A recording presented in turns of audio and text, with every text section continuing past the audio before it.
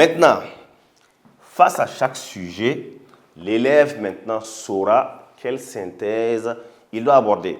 Je le disais tout à l'heure, il y a un cours spécial sur les synthèses, mais déjà, ce que les gens doivent savoir, c'est que dans la synthèse, hiérarchisation ou dépassement, comme le mot déjà l'indique, hiérarchisation ou dépassement, cela veut dire que pour rédiger ce genre de synthèse, nous nous rangeons plus du côté d'une partie que de l'autre, mais en apportant des idées de qualité. Cela veut dire quoi? Que la notion que nous avons étudiée est intrinsèquement liée à la vie de l'homme. On fait ce genre de synthèse sur des notions dont l'homme ne peut se passer. Autrement dit, la conscience, la philosophie, l'état, l'histoire, ce sont des notions qui sont liées à la vie de l'homme. Autrement dit, elles sont indispensables pour lui. Donc, dans ce sujet, nous aurons une synthèse, hiérarchisation ou dépassement. Autrement dit, nous allons poser la question, la philosophie ne reste-t-elle pas indispensable dans la vie de l'homme? Que veut dire indispensable?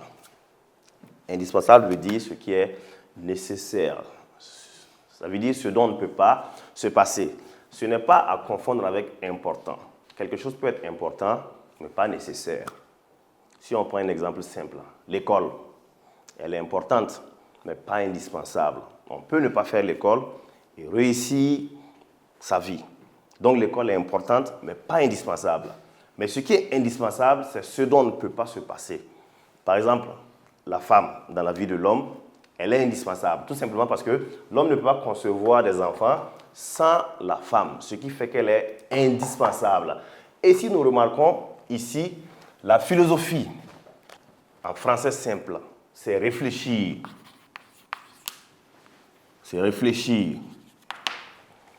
Est-ce qu'un homme peut se passer de réflexion dans la vie? Les femmes peut-être oui, mais pas les hommes. Ce qui fait que la philosophie est indispensable dans la vie de l'homme. Et c'est ce que nous allons essayer de faire ressortir en synthèse. Donc je reprends. Nous avons 4 types de synthèse: hiérarchisation ou dépassement, complémentarité, solution et relativité. On parle de synthèse hiérarchisation ici pour des notions qui sont intrinsèquement liées à la vie de l'homme. C'est-à-dire l'homme ne peut se passer de ça. Et j'ai donné des exemples. La conscience, la philosophie, la mort, l'histoire, la religion. Il y en a beaucoup. Il s'agira pour l'élève de réfléchir et de regarder la notion qu'il est en train d'étudier. Au final, est-ce que l'homme peut vivre sans ça? S'il peut vivre sans ça, c'est que la notion n'est pas indispensable. Et en ce moment, ce n'est pas une synthèse hiérarchisation qu'il fait, mais ça serait une autre forme de synthèse. Mais s'il ne peut pas vivre sans ça, c'est que ça sera une synthèse hiérarchisation. Et voici la question qu'on pose tout simplement. Maintenant, après la dernière question de la problématique, nous avons maintenant le plan. Déjà, je montre ce qu'il ne faut pas faire. Les réponses à ces questions constitueront la suite de notre travail. Ça, il ne faut pas faire ça. Ce n'est pas bon du tout. En français, peut-être oui, ça peut passer comme plan. Mais en philo, il est toujours conseillé aux élèves de reprendre la formule dans la suite de notre analyse ou de notre travail. Nous allons d'abord, ensuite et enfin. Autrement dit, d'abord la thèse, ensuite l'antithèse et enfin la synthèse pour votre plan. Donc, voici comment se profile le plan de l'introduction. On va faire un bref récapitulatif de tout ce qu'on vient de voir tout à l'heure. Donc, en introduction, je disais déjà qu'au bac, c'est noté sur 4. Mais c'est rare d'avoir les 4 points. Au moins 3,50 si vous le faites bien. Donc, du coup, pour avoir le maximum de points possible, il faut respecter tous les éléments, c'est-à-dire le préambule, la contradiction, l'annonce du sujet, la reformulation, le problème posé, la problématique et le plan. Dans tous les détails que nous venons de voir, c'est la contradiction qui n'est pas obligatoire. À part la contradiction, tous les autres éléments sont obligatoires.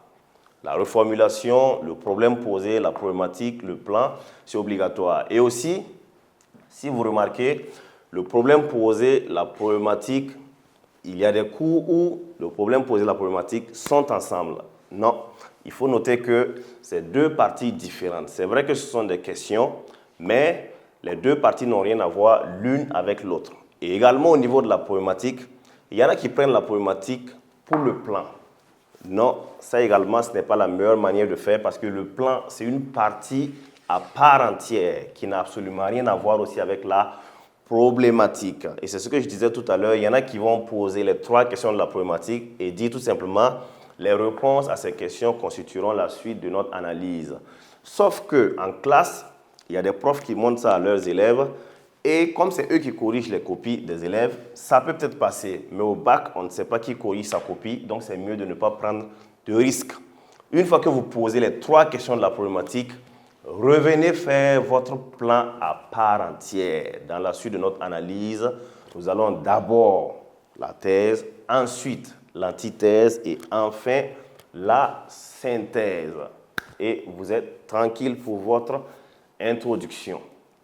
Donc, après le résumé de l'introduction, bien évidemment, nous allons proposer une forme d'introduction tout à l'heure, mais nous allons déjà passer au développement pour voir les différents éléments qui composent le développement, ensuite la conclusion, avant de revenir maintenant sur une rédaction.